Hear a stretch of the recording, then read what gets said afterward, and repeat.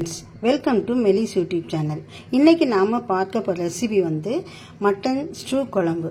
இதை எப்படி செய்யறேன்னு சொல்லிட்டு நான் உங்களுக்கு செஞ்சு காட்டுறேன். வாங்க வீடியோக்குள்ள போகலாம். முதல்ல ஒரு ஜார்ல வந்து தேங்காய் எடுத்து வச்சுக்கோங்க. அதுல வந்து கொத்தமல்லி வந்து கொஞ்சோல போட்டுக்குங்க. சோம்பையும் போட்டு அரைக்கணும். இப்போ வந்து ஸ்டவ்வில் வந்து கடாய் வச்சிருக்கேன். கடாய் காஞ்சதும் எண்ணெய் வந்து ஒரு 3 டீஸ்பூன் ஊற்றுறேன். இதில் வந்து ஒரு அரை டீஸ்பூன் வந்து சோம்பு போடுறேன்.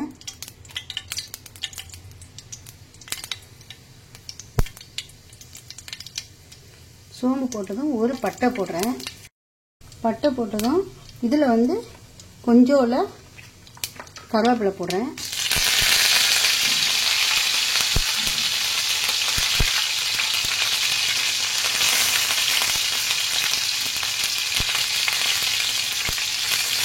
இஞ்சி போடுறேன்.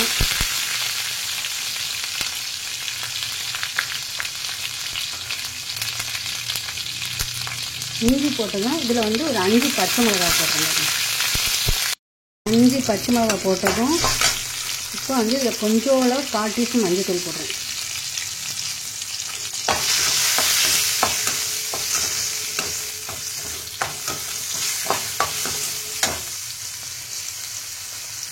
இதில் வந்து வெங்காயத்தை போடணும். அடுத்து ஒரு வெங்காயம் போடணும். அதையும் போட்டு நல்லா வதக்கணும்.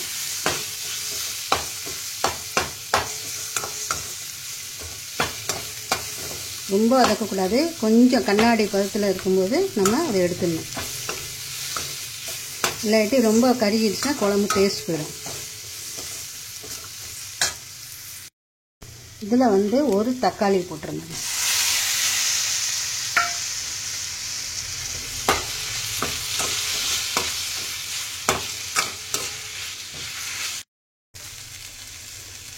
இதில் வந்து ஒரே உருளைக்கிழங்கு நான் போடுறேன். ஒரு உருளைக்கிழங்கு வந்து வேக வச்சுருந்தேன். இதிலே போட்டு கூட நம்ம செய்யலாம். அது வேகத்துக்கு ரொம்ப நேரம் ஆகும். அதனால் நான் வேக வச்சு தனியாக எடுத்து வச்சுருந்தேன். இதில் இப்போ வேக வச்சு போனால இதில் வந்து நம்ம ரொம்ப நேரம் குழம்பு கொதிக்க தேவையில்லை. உருளைக்கிழங்குக்காக ரொம்ப நேரம் கொதிக்க வைக்க வேண்டியதாக இருக்கும். இப்போ வேக வச்ச கறியை வந்து நான் இதில் போடுறேன். மட்டனை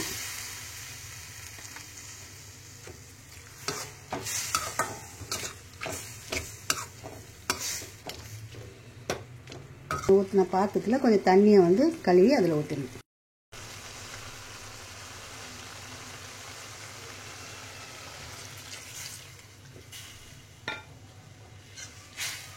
இப்போ நமக்கு தேவைக்கான உப்பு போட்டு டேஸ்ட்டு பார்த்துக்கலாம். பிறகு வந்து நம்ம தேங்காய் அரைச்சதை ஊற்றி எப்படி இருக்குன்னு பார்ப்போம் குழம்பு.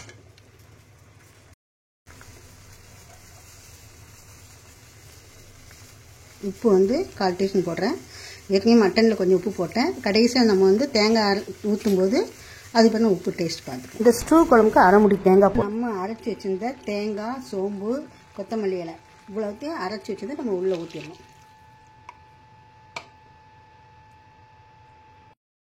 மட்டன் ஸ்டூ குழம்பு ரெடி ஆயிடுச்சு.